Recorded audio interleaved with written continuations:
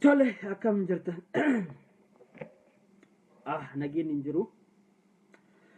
Nageen hin jiru.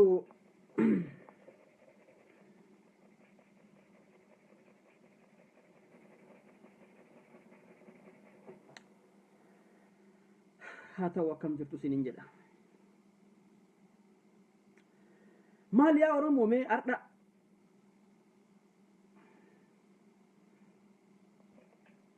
Taardhaatuun baasuma. Taardhaatuun baasuma.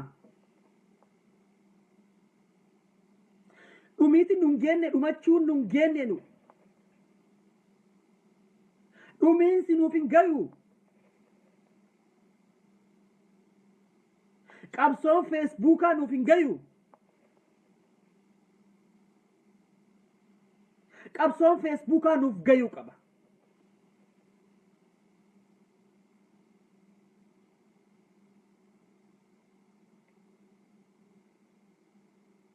Ilma namaati kan dhumachaa jiru. Lubbuu ilma namaati kan badaa jiru.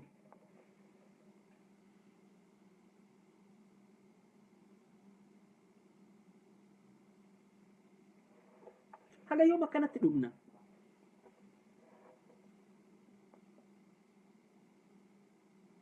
Gabbaanee hiriira bahuun, Feesbuuk irratti haasa'uun nu jirjiiraa jira.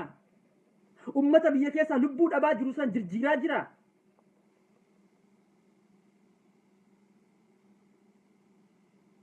Kuni furmaata nuuf hin ta'u. Kuni furmaata nuuf hin ta'u.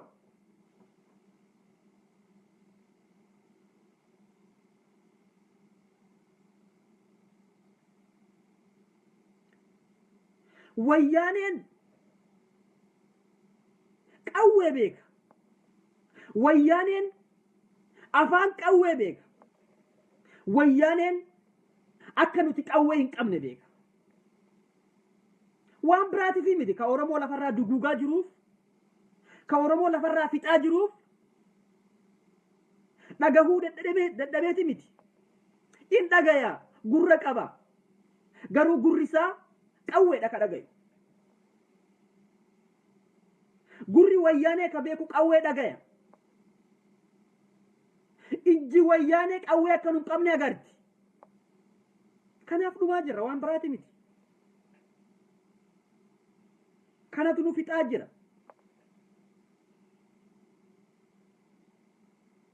So haga yoomii dhumna kun haga yoomii adeemuu qaba. Wayyaaneen akka Oromoon goota ta'een beeka. Wayyaaneen akka Oromoon leenca ta'een beeka. Wayyaaneen akka Oromoon qawwee hin qabnes hin beeka. Kanaaf maaliif ummata keenya hin hidhachiifne? Namni akka kiyyaatti gabbahee qawwee nu barbaachisa, qawwee hidhachuu qabnaa jedhu baay'ee. Garuu dubbiin kallattii warri dubbiin kallattii laallattu warroota maqaa Oromootiin Oromoo hogganna jettanii Oromoo hogganaatiin jirtan maqaa hogganummaa qabdan ummanni biyya keessaa maqaa keessaniin dhumaatiin jira. Maqaa keessaniin rasaasan dhumaa jira. Isin garuu hin jirtan. Nutilleen kan itti dubbachaa jirru isinuma.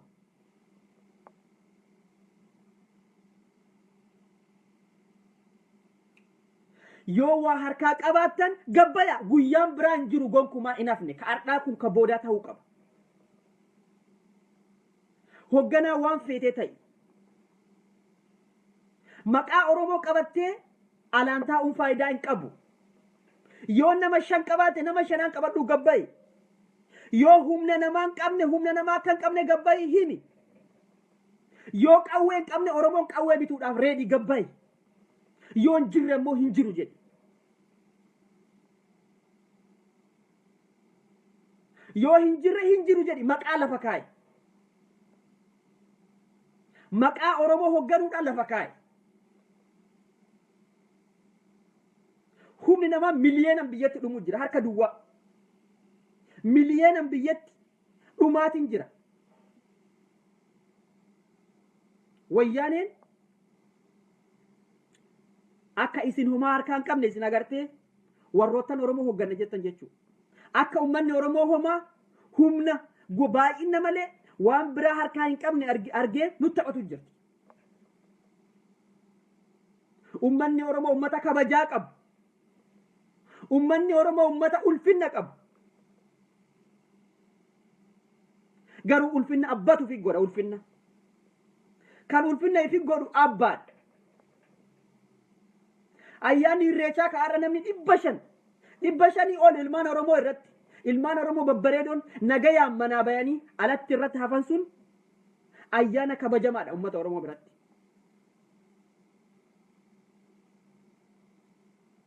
Garuu wayyaaneen kabajaan ummata Oromootiif isaan qaban kana tahee jira. Wayyaaneen kabajaa kenna kana gootee jirti Oromoo. Kabajaan ummata kennaa kana lubbuu nagayaa fixanii kana nuu hambisan kuno.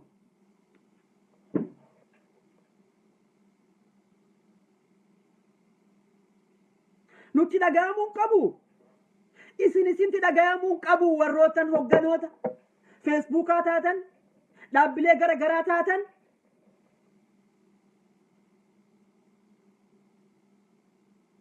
lubbuu namaatiif harka dhumachaa jiru.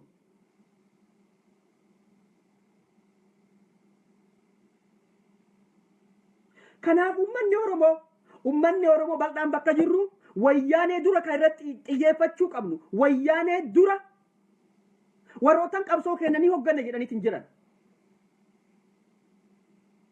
Namoonni biraa ka'ee ummata keenya hidhachiisuu wallaalle. Yeroo kanatti kaatee nama hidhachiisa yoo jette warrootan jiran kana faallessuu taati. Kaatanii ummata hin hidhachiistan akka hin jirre hin himtan ummati dhumaatiin jira.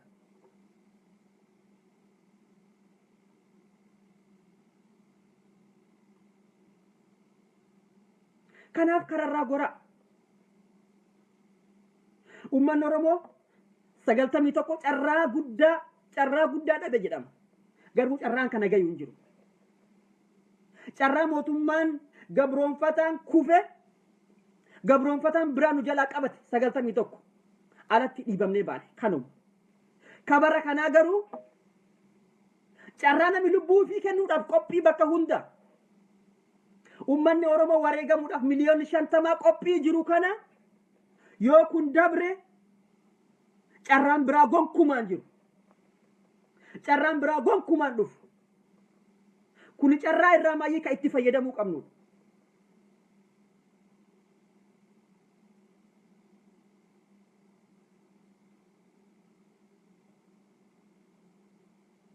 carraan biraan hafne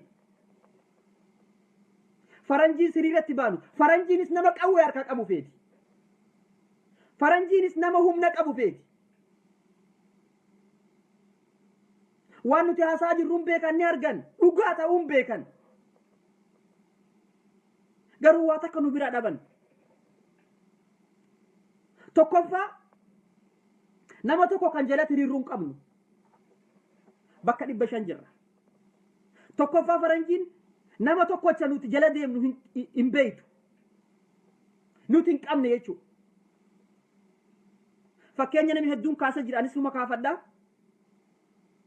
amaarri hadha nama tokko jalatti hiriireetiin jira nuti bakka 15 jirra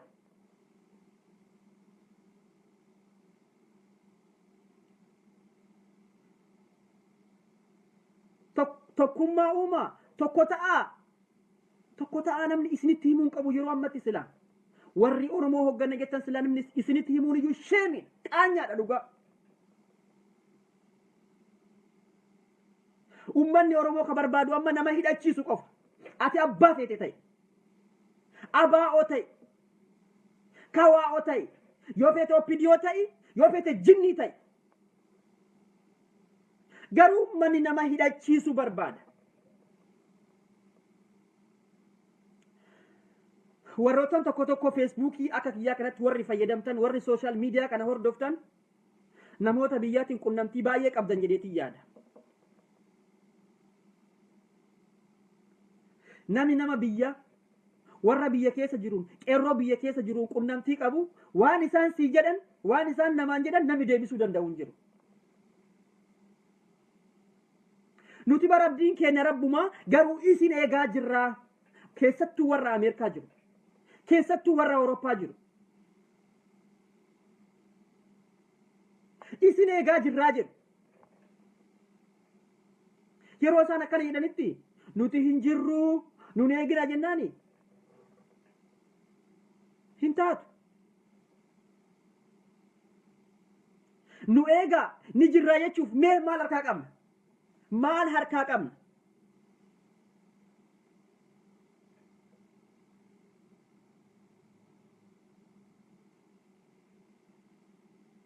abbo maqaan baduu mannaa mataan baduu wayya jette Oromoon wallaahi dhumaatiin nu gahuu qaba Oromootiya dhumiinsi nu gayuu qaba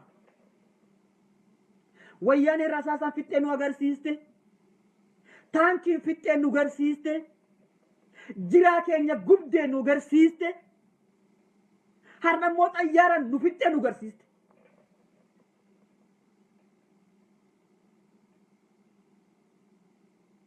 maaltu hafe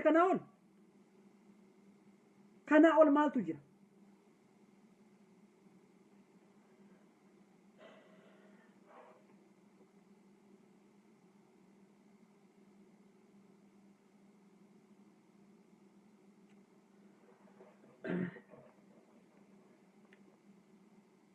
dhiibbaa guddaa godhuu qabna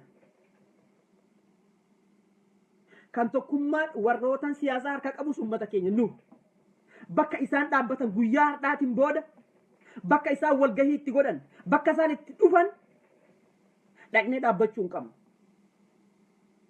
yookaan guyyaa gabaabaa keessatti yeroo gabaabduu keessatti bakka jiran akka jiran waan harka qaban nu garsiisuu qaban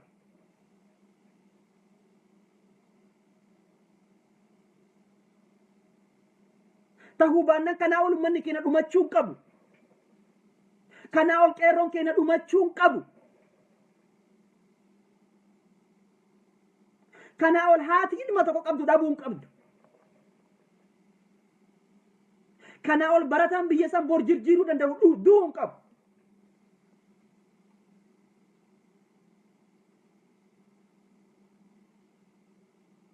waa marti ummata bal'aa harka nu jirti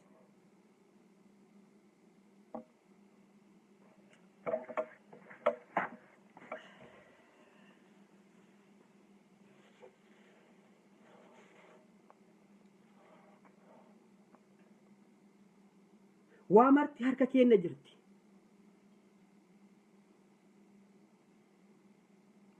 Kanaaf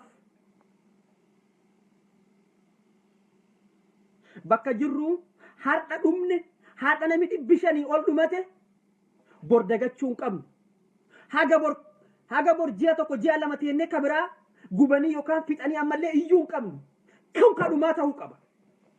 Kun kadhumaa ta'uu qaba. Yookaan gabroomneetuma hafu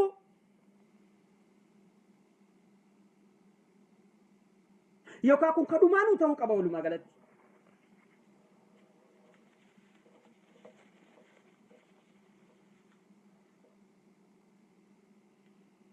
Hin jiru kanaa ol wanni biraa wanni hafe tokko hin jiru.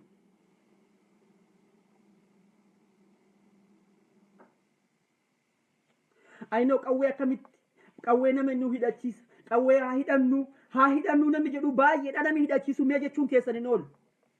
Haasa'u kiyya kallattiidhaan warri ilaallatu. Warrootan hogganoota Oromoo taatan irra deebi'eetiin jedha. Warrootan hogganoota Oromoo taatan kararraa goruu hin jirru jedha kararraa goraa. Yookaan jiraachuu keessan nama tokko nama lama yoo jiraatan nu mirkaneessa kanuma. Maaliif kana jedha? Jiraachuu keessan dhibbaan dhibbatti hin beekan.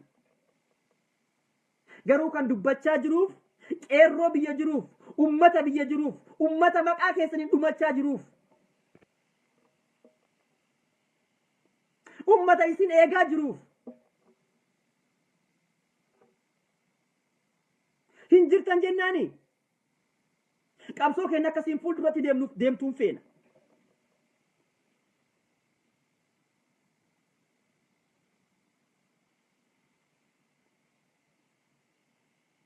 Kanaafuu lubbuun namaa isin haa marartu. Lubbuun namaa dhumaa jiru kun isin haa marartu. Kan dhumaa jiru jaldeessa miti.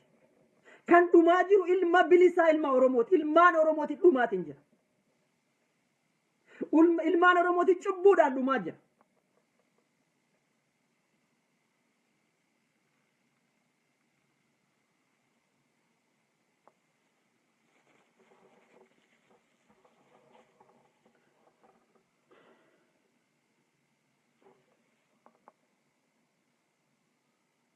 Nutilleen ummanni bal'aan Oromoo abbaa biyya san abbaa eenyuyyuu haa ta'u kan nu barbaannu aanaan keenya qabsaa'eef gosti teenya qabsoofteef ebelu qabsaa'eef osoo hin tahin nama gabbayee hojii qofaan waan nu mul'isu kan bira dhaabbachuu danda'uu qabnu. Nama gabbayee hojii qofaan waan nu mul'isu kanuma. Kan biraa eenyuyyuu hin barbaannu. Kaayyoo akkanaa qabna maalii akkanaa qabna Oromoon hifatee jira dhagahuu hin danda'u kanaan booda hin jiru.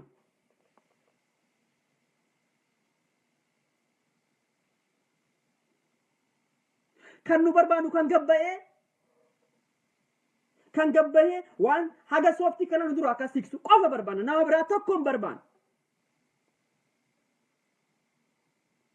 Oromoon kan nu hidhachiisu barbaanna. Oromoon nama isa hidhachiisu barbaada yeroo ammatti. Kan nuun fixaa jiran san nama nuu fidu barbaanna.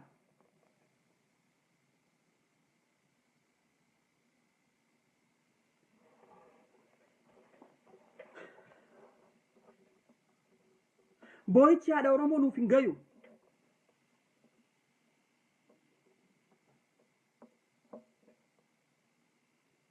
Boo'ichi jaarsa Oromoo nuuf hin gayu. Lubbuun daa'immanii nuuf hin gayu. Warrootaan baratan nurra sammuu qaban. Warrootaan nurra jajjaboo ta'an. Warrootaan nurra dandeettii qaban. Yeroo dhumachaa jiranitti nu hin gahuu kun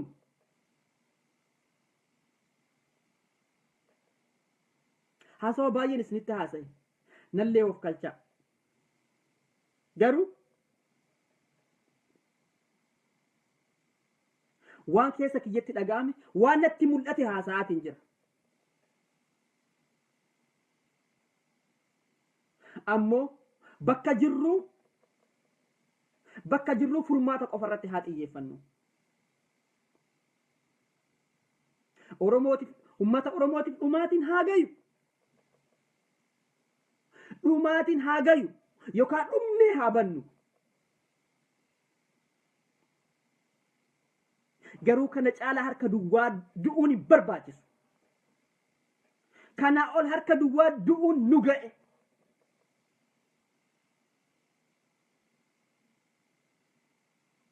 Lama nu dhahan takka dhahuu qabna at least yoo xiqqaate.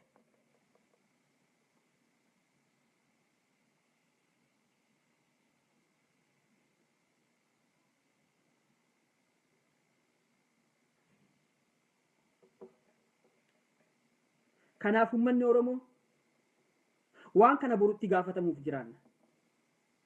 Lubbuu namoota badaa jiru kana warri boritti gaafatamuuf jirtan ni jirtu. Har'a waan uummanni barbaadu godhuu qabdan. Isinitti himuun hin barbaachisu hin beeytan waa mara. Yoo hin dandeenyu jedha.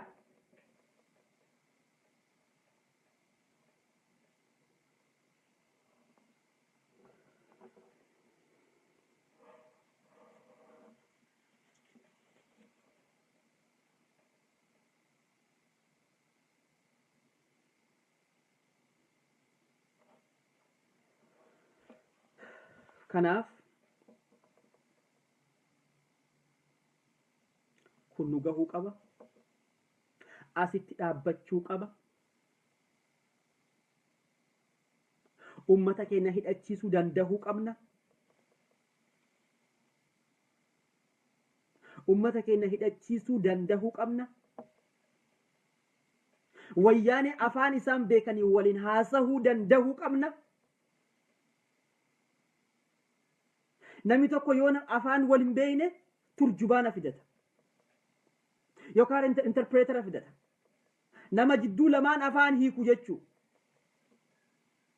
Namni nuuf wayyaana jidduu afaan nuuf hiiku qawwe. Kabiraan jiru qawwe qofa.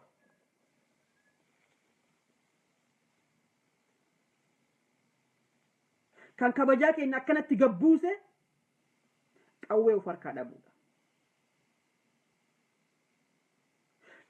Garuu isaan biyyatti dhumatan, qeerroon biyyatti wareegaman yoomiyyuu isaan hin dagan. Har'a qofa iyyinee, har'a nama 500 dhume jennee iyyinee bor isaan dagachuuf hin deemne. Yoomiyyuu bara baraan nu keessa jiraatu isaan.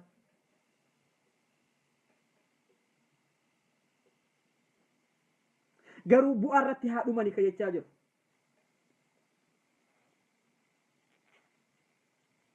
Bu'aa irratti haa dhumani. Waan isaan dhumaa jiraniif kan haa beeynuufi. Abdii isaanii haa beeynuufi.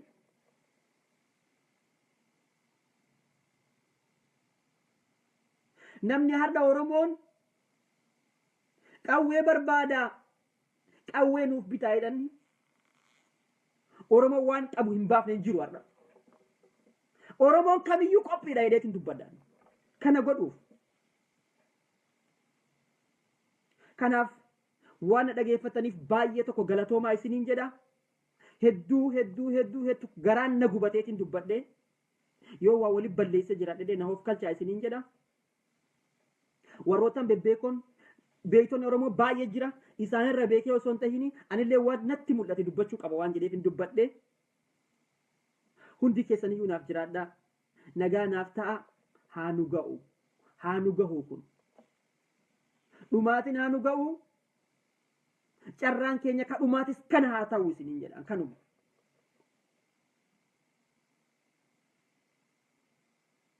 Nagaatti naaf tura. Yoo haasaan kiyya kun isiniif ka ta'u taate sheer godhaa isiniin jedha. Nagaa naa ta'a. Fayyaa naa ta'a. Hundi keessanuu. Oromiyaa bilisoomte. Oromiyaa walaboomte. Ummata Oromoo ka bilisoome. Dhumaatii nurraa dhaabbatte. Lubbuu barataa ka du'aa dhaabde. Rasaasa wayyaanee kan ummata keenya nyaachuu dhaabe Rabbi nu haa agarsiisu isiniin jedha. Kanuma isiniin jedha. Nagaatti naaf tura.